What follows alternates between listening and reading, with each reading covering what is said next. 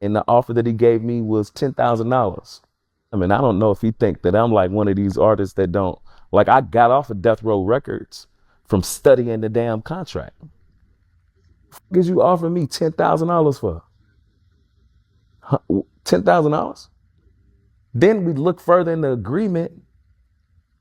The contract was going to keep me 7 years exclusively to him. So I'm going to shut my shit down for you for 7 years for $10,000. The fuck I look like a smoker? And Snoop sent a nasty text back like, cuz you not on death row. What I did for you, I did out of love trying to help you. I got in your video, I charged for that. I got on a song with you, I charged for that. So recognize a blessing when you see it. He owes you a lot of money? I'm gonna guess $1 million or hundreds of I'm just gonna thousands? say he owed me money. If you figure I've done more songs than this one individual, and he done songs with me more than anybody in the game, and it's basically probably over 100 songs, being nice, you do the math. Snoop and I have done the most songs with each other, but I don't know what a royalty looks like. But at the same time, I'm letting everybody know I've been royalties, so you can take them royalties that you took, you know what I'm saying, or that your peoples took, and you can live with it. And then I got kicked off of Death Row again from Snoop. Got into it. Me and Snoop, that's my cousin. We get into it all the time. He kicked me off. So, I ain't going back this time. You ain't sign your catalog over to me. And I'm like, I'm keeping it. You know what I'm saying? It's worth a lot. Okay. So, that's what it's about, because like he owned the label, but I own the publishing. And that is valuable. Yeah, that's more valuable than the ownership. So I'm just like, I could take my bones and go, as long as my house and everything that I got is paid for, and I get the Tupac royalties, I get all my royalties, you know what I'm saying? That's just another part of just Death Row because Tupac and Dr. Dre are separate from Death Row. Yeah. So it's like, all the albums that Snoop had on Death Row, it deplenished now. He only got 3 albums on there. All them records, everybody took their records back. So, he only got Doggy Style, Dog Father, Murder Was the Case, The Dog Pound, which I'm coming to get, and my solo album. After them, but you only got about 3 albums left on there. Yeah. So can you explain for the average fan or listener how this went? Because he acquired the rights to Death Row. Yeah. And then he acquired. But he didn't have to pay us from the past. He has to pay us from when he acquired it from 22 on up. Okay, so everything from there. And then along with the catalog coming over, you guys had the option to take your portion of the catalog? No, he still had the portion of the catalog. I just filed for my copyright reversion. Got it. Which means everything revert back to me after 35 years. Some people don't even get to see 35 years. Yeah. And other people like that. So, like that, I'm requiring getting my shit. There's a certain level of accountability that comes with being a leader, especially in the music industry. For years, Snoop Dogg has been vocal about how Suge Knight handled business during the Death Row era. He's spoken on the lack of structure, the alleged mismanagement, and how artists didn't always get what they felt they deserved. That criticism helped shape Snoop's image as someone who understood the flaws of the system and wanted better, not just for himself, but for the culture as a whole. But now that Snoop Dogg is in position, actually owning Death Row Records and calling the shots, the conversation has shifted. A growing number of artists are starting to come forward with concerns about how business is being handled today. And these aren't just isolated complaints. It's becoming a pattern that people are paying attention to.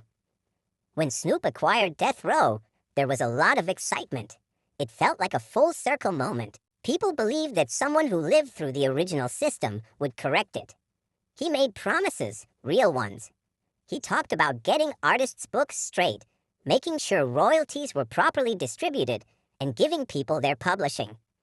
That's not small talk in this industry. That's life-changing for artists who have been waiting years, sometimes decades, to be compensated fairly.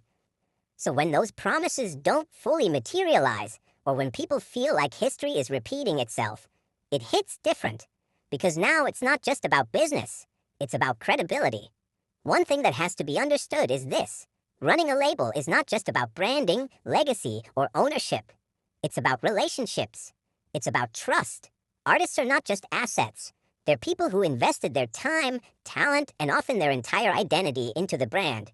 If they feel overlooked, underpaid, or misled, the damage doesn't stay quiet.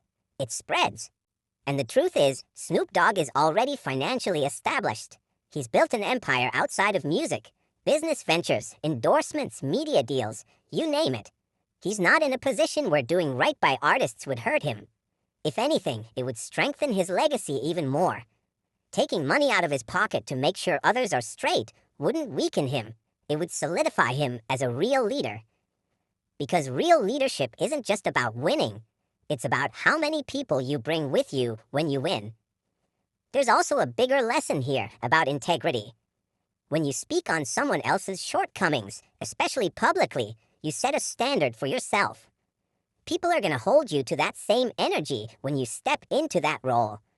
So it's important to move with intention and awareness. The industry doesn't forget, and neither do the people watching. Another key lesson is transparency. In today's era, artists are more informed than ever. They understand contracts, publishing, royalties, and ownership. You can't operate the way labels did 20 or 30 years ago and expect people to stay quiet. Communication has to be clear. Expectations have to be realistic. And if there are delays or complications, that needs to be addressed directly, not avoided. There's also the importance of structure. A label can't run off reputation alone. Systems have to be in place: accounting, legal, distribution, publishing management. If those systems aren't tight, even the best intentions can fall apart. And when that happens, the artists are the first to feel it. At the end of the day, this situation isn't about tearing Snoop Dogg down.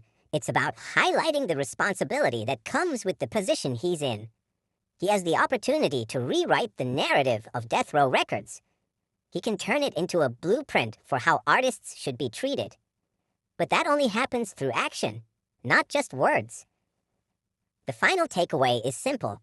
In this industry, what you say will always come back to meet you when you're in position.